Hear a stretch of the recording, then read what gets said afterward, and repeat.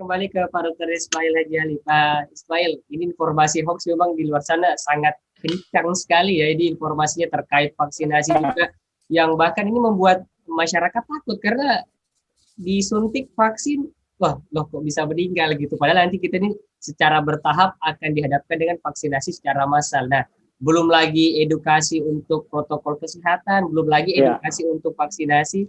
Ini kedepannya seperti apa nih memerangi berita hoax ini, Pak Ismail? Ya, saya kira memang tadi sampaikan ini pertarungan ya.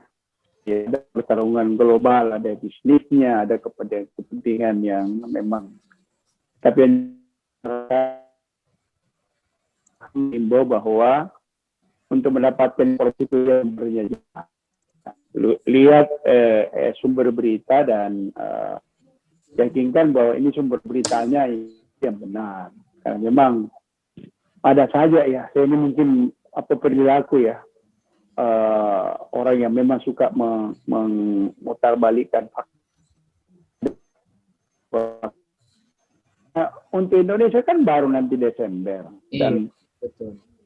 Kita bisa lihat di media-media bahwa Pak Presiden katakan sempat kemarin, kita jangan terburu-buru ya. Vaksin ini harus diuji coba, dan tentu keamanan yang paling utama masyarakat. Itu saya kira salah satu info-info yang memberikan kita optimisme, menjadi motivasi. Pemerintah saja belum resmi, walaupun kemarin kan ada memang beberapa yang menjadi sukarelawan ya kemarin, tapi ini kan masih tahap uji coba ya saat ini. Nah, termasuk info-info di berbagai media, karena begitu cepatnya sekarang kan media-media streaming ini, masyarakat ya, dan tentu kita yang masyarakat ini harus punya pemahaman, punya pengetahuan ya, termasuk kita akan yang tentu itu yang meyakinkan di internal kita, mungkin di keluarga kalau ada yang resah, di lingkungan kita, di komunitas kita.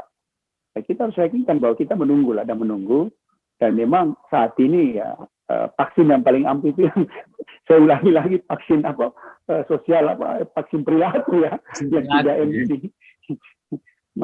Ya, perilaku mencuci tangan, menjaga jarak, dan menggunakan masker.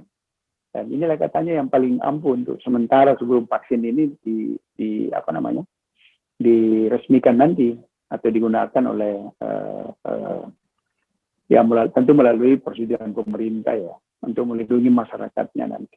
Saya kira itu, Dinda. Baik, terima kasih Pak Ismail. Saya ke Dr. Alif. Dr. Alif, terkait dengan informasi hoax yang beredar di media streaming seperti kita lihat tadi dengan jabatan seorang dokter, perkumpulan dokter, ini juga membuat masyarakat sedikit percaya dengan informasi yang beredar ini, Dr. Alif. Jadi memang sebagai seorang dokter melihat informasi ini seperti apa sih pada saat kesan pertama dokter tahu ini informasi mengaku-ngaku mungkin sebagai dokter, perkumpulan dokter dunia lah seperti itu, mengatakan bahwa COVID ini lama-lama akan hilang dengan sendirinya. Seperti apa ini, Dokter Adi? Ya, kalau ditanya bagaimana kesan pertama, ya pasti kita awalnya itu kan muncul di grup-grup relawan dan grup-grup dokter teman-teman. Jadi pas kita lihat astaga, ada saja halangan kita untuk melawan COVID ini. Ada saja hoax yang muncul satu persatu yang membuat kita makin sulit untuk meyakinkan kepada sesama masyarakat, kepada teman-teman bahwa COVID ini belum selesai, dan COVID ini kalau kita tidak berusaha untuk menjalankan protokol ya tidak akan selesai, akan berputar-putar di situ-situ. Jadi kesan pertama ya lucu saja, bilang aduh siapa lagi nih, sembari kita cari-cari siapa sebenarnya ini orang-orangnya, apa kaliannya, bagaimana track recordnya, gitu kita sampai lihat begitu, karena kita harus tahu dari siapa sumber itu kita dapat, dan dari siapa, dan apa yang mereka baca sehingga mereka bisa menyimpulkan bahwa COVID ini bisa akan hilang sendirinya begitu. Jadi banyak setelah beredar pun video tersebut, banyak teman-teman yang dari non medis tanya, WA, DM dan lain-lain, tanya ke kita bagaimana tanggapannya ini. Ya kita bisa bilang apa selain kata-kata hoax? Karena kita anggap kan kita sudah tahu teorinya. Kenapa kita mau membohongi masyarakat itu untuk apa? Gitu, untuk keuntungan buat kita, gitu kan? Jadi kita bilang saja jangan mudah percaya, percaya saja sama informasi yang dikeluarkan oleh pemerintah sebagai sumber yang kita anggap sangat kredibel dan terpercaya. Itu yang kita sampaikan kepada masyarakat. Baik, terima kasih Dr. Alif. Saya kembali ke Prof. Ridwan. Prof. Ridwan, jika Prof. Ridwan menonton video tersebut, mungkin juga akan sedikit bertanya-tanya, perkumpulan dokter mengaku seperti itu, mengadakan rapat meeting seperti itu, direkam, terus di-share, bahwa mengatakan COVID ini sudah mulai melemah lah, seperti ini. Nah, pesan-pesannya dari Prof. Ridwan sendiri terkait masyarakat yang sedikit takut nih terhadap berita-berita yang beredar. Silakan, Prof. Jadi sebenarnya masyarakat kita ini kan setiap hari memang informasinya melimpah ya, informasi tidak bisa dibendung. Jadi yang harus diperkuat adalah pertahanan kita memilah dan memilih informasi.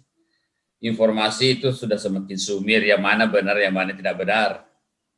Jadi itu sudah sangat kadang terlalu sulit dibedakan ini benar tidak benar. Jadi terlalu banyak kembali kepada diri kita. Melimpah informasi sekarang kecepatannya sangat. Dulu informasi 3 bulan baru 2 kali lipat, sekarang menghitung jam informasi melipat ganda. Karena itu yang diperkuat adalah kemampuan ketahanan individu menyaring informasi dari mana. Bukan kebenaran itu sekarang harus kita yang memilah, oh ini benar, ini tidak benar. Jadi itulah poinnya sekarang. Inilah yang disebut dengan penguatan literasi kesehatan masyarakat. Literasi ini penting. Apa yang dimaksud dengan literasi kesehatan sini adalah kemampuan mengakses informasi yang benar, menilai informasi dan menyebarkan informasi dan mengambil tindakan dari informasi tersebut. Jadi tugas kita semua ini, Pak Ismail, Dr. Alif, semua di gugus itu adalah membangun literasi kesehatan yang benar, yang kuat. Nah itu karena poinnya di sini adalah memperkuat risk communication ya, komunikasi berisiko yang harus diperkuat. Bagaimana melakukan itu? Tentu pelatihan, training, penguatan, ya, seperti itu poinnya. Jadi pada situasi seperti ini, pada situasi pandemi ini, kita harus menghindari news infodemik ya, epidemi dari informasi itu sendiri. Jadi terkadang kasusnya sederhana, tetapi beritanya terlalu masif, menjadi lebih dahsyat berita itu daripada kenyataannya. Jadi itu yang harus sebenarnya mengapa perlu lebih hati-hati. Saya menonton harus juga video itu ya. Jadi kalau terkait dengan COVID akan melemah, memang dalam teorinya penyakit itu, apa saja penyakit itu, secara natural itu pelan akan mengalami kemampuan patogenitas yang menurun ya, dengan semakin membaiknya eksposur atau imunitas.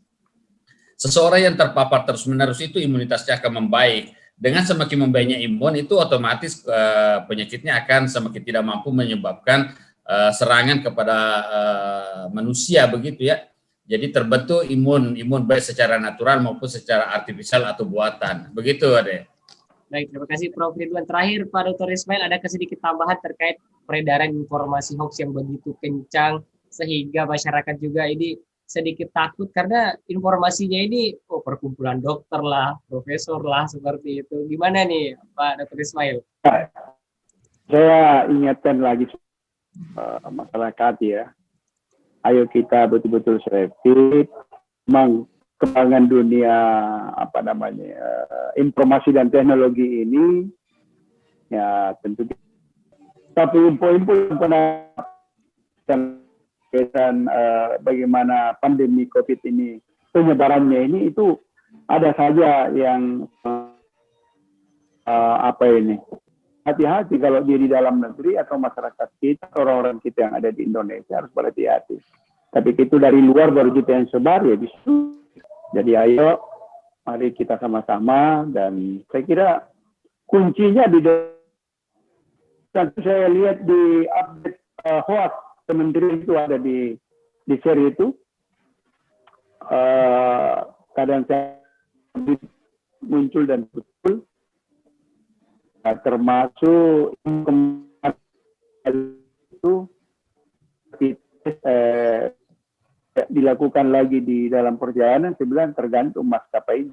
Tapi maskapai tidak mungkin ambil risiko. Sampai saat ini orang yang mau lakukan perjalanan ya, itu masih tetap kita bentengi diri kita kalau ada berita yang, dan tentu kita juga merasa bahwa betul atau tidak, yang berlawanan dengan kondisi yang ada setiap saat di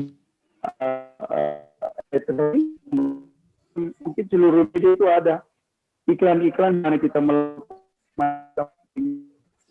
terhindar dari COVID, tiba-tiba ada iklan atau tayangan-tayangan yang tidak sejalan dengan iklan itu, kan muncul pertanyaan, benar atau tidak ini? Nah, ayo kita menyeleksi betul tidaknya daripada berita maupun tayangan yang bertentangan ya. Mungkin secara nurani kita bertanya seperti yang saya sampaikan tadi. Indah. Baik, terima kasih Pak Dr. Ismail Haji Ali yang sudah menyempatkan hadir hari ini memberikan informasinya, dan terima kasih juga Prof. Ridwan Amiruddin. Luar biasa informasi ini sangat bermanfaat untuk masyarakat agar lebih bisa tabayun gitu ya, melihat berita-berita yang beredar, jangan langsung menelan mentah-mentah seperti itu. Terima kasih juga Dr. Alif atas saran dan masukannya hari ini. Karena memang informasi yang beredar walaupun dia ngaku-ngaku dokter, profesor, tapi kalau dilihat dari historikalnya tidak ada, teorinya tidak benar, jangan mau dipercaya gitu ya Dr. Alif ya. Betul.